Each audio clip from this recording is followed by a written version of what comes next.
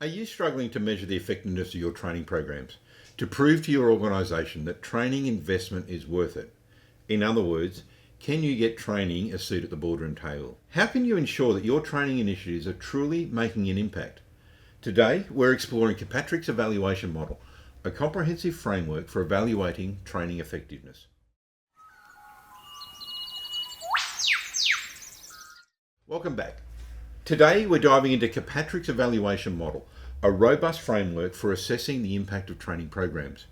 Now, just to be clear, this is not the namesake for Oysters Kirkpatrick, which, interestingly, the original name in San Francisco for that particular dish was based on Colonel John Kirkpatrick. And it is not known how it derived from that into Oysters Kirkpatrick.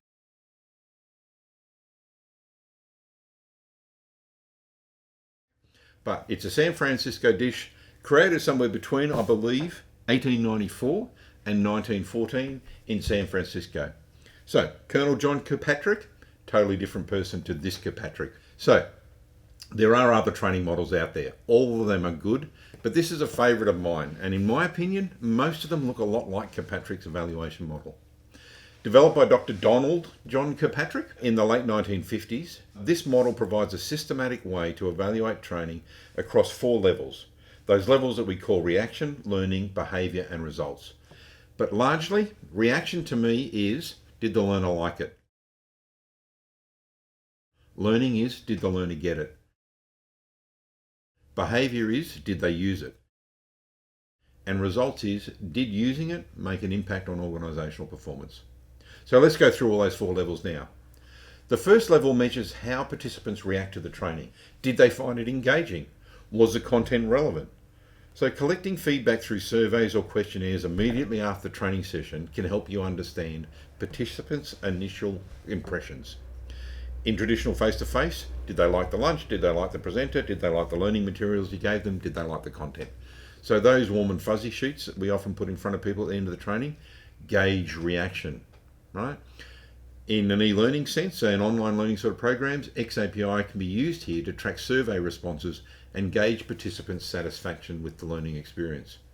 For example, you could use XAPI to record responses to post-training surveys, enabling detailed analysis of participants' reactions. So I really encourage you to think about using XAPI surveys to gauge reactions to training, separate to the training activity itself. So the second level really is about learning. So it evaluates what participants have learned. This involves assessing the increase in knowledge from a starting position or an ending position, or an increase in skills following the training. So we use things like tests, quizzes and practical assessments. These are common methods used to measure learning. Again, XAPI in an online sense is really good at tracking this sort of stuff. Really detailed responses on quiz results, completion rates and knowledge retention over time. Again, I'd encourage you to think about XAPI and using that as a standard even for your face-to-face. You could easily do a test that people have to do in a face-to-face session and it's digitally recorded and bang, you've got the results. So for instance, XAPI can capture data on those pre and post-training assessments to measure the improvements in participants' knowledge and skills. Get that? It's really important. Pre-training quizzes, post-training quizzes can show you the training got something into their head. Right? Doesn't mean they're using it in the workplace, doesn't mean that that's making a difference to the organisation yet. But critically, you started from here and you ended here, we know the training is effective. So then level 3. So we know it's in their head now and we're talking about behaviour. So this third level sort of examines whether participants apply what they've learnt when they return to their job. It involves observing changes in behaviour and performance in the workplace. Again, XAPI can track this in real time on how employees apply these new skills and knowledge in their day-to-day activities. For example, XAPI can monitor the use of a new process or tool introduced during the training. So, by providing insights into how well the training has been implemented in the workplace, you can say that the training was effective and was used in the workplace. Again, classic examples of this are things like performance things. So if you're teaching in training new ways to do a repetitive task, you should see a dip in the curve of how long that task is taking them or the quality of the task. So that behaviour, million different ways to measure behaviour in the workplace. One of my favourite examples is teaching keyboard shortcuts to people. So there are some real productivity tools, right? And you could teach Control C, Control V, Control A, Control Z to people. A lot of people know it already, but a lot don't. So if you teach those shortcuts to people, you should see some productivity improvement, or you should just be able to see as you walk past their desk them using those particular keystrokes. So the fourth and final level measures the ultimate impact of the training on organisational goals and outcomes. This could include metrics such as increased productivity, improved quality, higher sales, or better customer satisfaction. And again, XAPI can link training activities to business outcomes. Think about that. By providing a comprehensive view of the training's effectiveness on the organisation's performance. For instance, XAPI can correlate training data with key performance indicators to assess the training's impact on organisational performance. What we're looking for is a dip in the curve, right?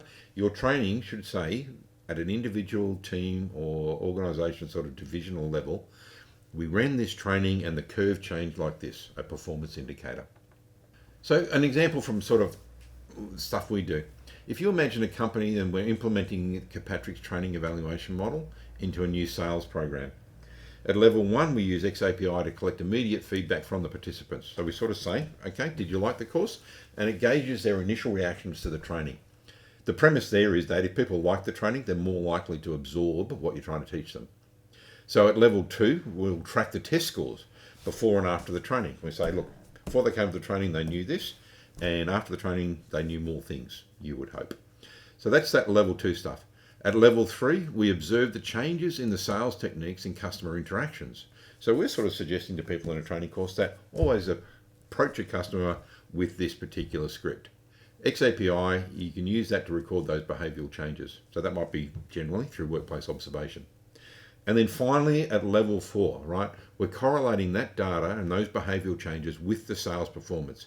Did we get more sales? And this helps us determine the overall impact on the company's bottom line. Generally, people find that hard to measure, and particularly from a training sort of environment, aligning those two things is hard. This is a beautiful model to help you link those things together.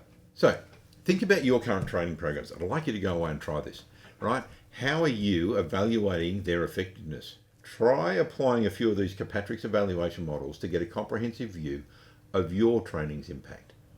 You might want to use XAPI to collect and analyse data, right, from the participants with their reactions and organisational results. I'd really love to hear from you of just where you feel you're at. Like most organisations can do level 1, and if you're at level 1, say, look, could I do level 2? Could I do a bit more at level 3 if I'm doing level 2 okay? And if you feel you're doing level 3 okay, could I do a bit of level 4? You put all this together in those 4 steps and get right the way through, and it doesn't have to be complicated and it doesn't have to use XAPI. But if you do this, you will be able to prove to the organisation the impact that your training is having on your organisation. If you can't do that, if you can't show the dip in the curve, you will never get the funding you need and the respect you need and would like in the organisation to continue training. You've got to be able to demonstrate the value that you bring to the organisation. And I know you bring value, you know you bring value. But we in training often find we've got our hands out saying, I would like a bit more budget for training, right? Or can I have some time of employees away from the workplace for training? If you find yourself begging for those resources and being declined often, then have a think about this. Because I guarantee you, if you can lay this out and say, if you give me this amount for training, I'll increase sales by 15%. You have that conversation with management, you've got yourself a seat at the boardroom table. And if you get there, I reckon it'll be because of Kirkpatrick's training evaluation model. So, I hope you enjoyed the oyster analogy in this. And as always, if you like the video, give us a thumbs up. If you'd like to see more, then please subscribe. And if you want to hear about new videos, hit the notifications bell. And then also, if you've got friends who you think would enjoy this, then please use the share button. We'd love to hear how you're using this model in your evaluations. So please, in the comments below, just share your experiences. Tell us, I feel like I'm using level 1, but I'd like to get into level 2.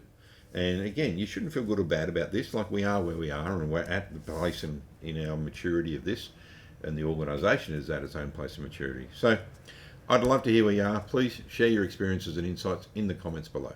Thanks for watching, and we'll see you next time.